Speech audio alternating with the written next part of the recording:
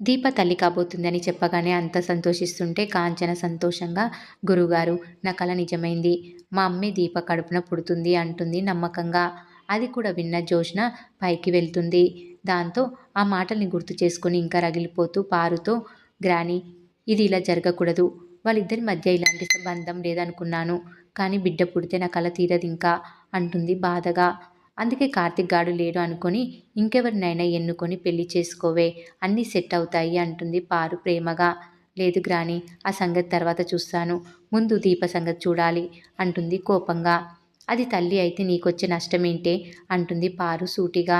పంతులు గారు చెప్పారు కదా మంచి జరుగుతుందని అంటుంది జ్యోత్స్న అయోమయంగా శూన్యంలోకి చూస్తూ. పంతులు గారు చెప్పింది ఇంటి వారసురాలికి, కానీ దీప ఇంటి వారసురాలు అన్నట్లు మాట్లాడుతున్నావేంటి అంటుంది పారు. పారు అలా అనేసరికి షాక్ అయిపోయిన జ్యోత్స్న, అమ్మో గ్రానికి అనుమానం వచ్చేసింది అని మనసులో అనుకొని, చీచీ బావ దాని పక్కనే లేకపోతే ఏ వెలుతురు దాని ముఖాన్ని కూడా తాకలేనంత నష్టజాతకురాలది. అదొక పని మనిషి అంతే అంటూ కవర్ చేస్తూ ఉంటుంది. అన్నీ మనం అనుకున్నట్లుగా జరగవు జ్యోత్స్న అని ఎంట్రీ ఇస్తాడు దాసు. అప్పుడే రగిలిపోతూ ఉంటుంది జ్యోత్స్న. దాసు పారుకి అర్థం కాకుండా జ్యోత్స్నకి బాగా చురుకలు వేస్తాడు.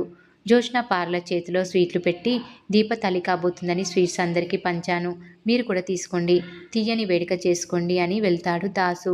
జ్యోత్స్న రగిలిపోతూ చేతిలో లడ్డుని విసిరి కొడుతూ ఉంటుంది. ఇక పారు, జ్యోత్స్న పద, దీపకు శుభాకాంక్షలు చెప్తాం, లేదంటే చెట్టవాళ్ళుగా ఉండిపోతాం రా అనేసి స్వీటు తింటూ వెళ్ళిపోతూ ఉంటుంది. జ్యోత్స్న మాత్రం వెళ్ళదు. తాత చెప్పడంతో గురువుగారి దగ్గర దీప, కార్తీక్ ఆశీర్వాదం తీసుకుంటారు. దీపను చూసి నువ్వు కోరుకున్నవన్నీ తీరుతాయని ఆశీర్వదిస్తారు గురువుగారు. ఇక ఇక గురువుగారు బయలుదేరే సమయంలో మనసులో ఇంకా ప్రమాదం పూర్తిగా పోలేదు, ప్రభావం తగ్గింది అంతే అనుకుంటూ తిరిగి సుమిత్ర, దశరథులను చూసి మీ ఇద్దరు దంపతులు జాగ్రత్తగా ఉండాలమ్మా అని చెప్పి వెళ్తాడు. తాత కంగారుగా వెనుకే వెళ్తాడు. అంతా ఆ మాటకి షాక్ అవుతూ ఉంటారు. శ్రీధర్ కాస్త కంగారుగా, అదేంటి బావా, పంతులు గారు నీకు జాగ్రత్తలు చెప్తున్నారు అంటాడు. వెంటనే దశరథ్, అదేం లేదు బావా, నా బాధ్యతలు నాకు గుర్తు చేస్తున్నారంతే అంటాడు నవ్వుతూ.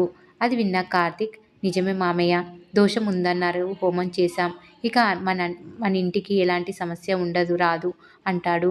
ఇక తర్వాత గురుగారి ముందు తాత కంగారుగా, ఏంటి గురుగారు మీరనేది, హోమం జరిపించింది జరగబోయే విపత్తును శాంతపరచడానికేనా, ప్రమాదం లేకుండా చేయడానికి కాదా అంటాడు ఆవేదనగా.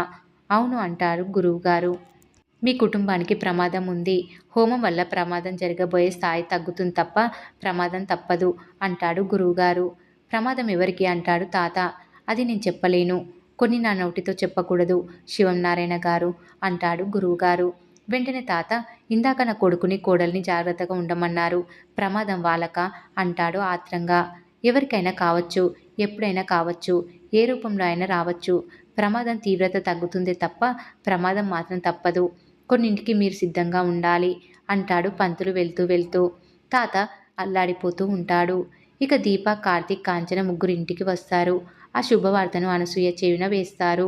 పొంగిపోయిన అనసూయ కుబేర్, అంబుజవల్లిల ఫోటోల ముందు దీపం వెలిగించి దీపను ఆశీర్వాదం తీసుకోమని చెబుతూ, ఒరేయ్ తమ్ముడు, నా రూపంలో దీప జీవితంలో నల్లటి మచ్చ పడింది, కార్తీక్ బాబు వరమై దాన్ని మొత్తం మార్చేశాడు అంటూ ఎమోషనల్ అవుతూనే కార్తీక్తో దీప నుదిటిన సింధూరం దిద్దిస్తుంది.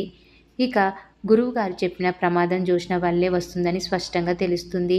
అయితే సుమిత్ర, దశరథులకి ఎక్కువ ప్రమాదం ఉన్నట్లు కనిపిస్తుంది.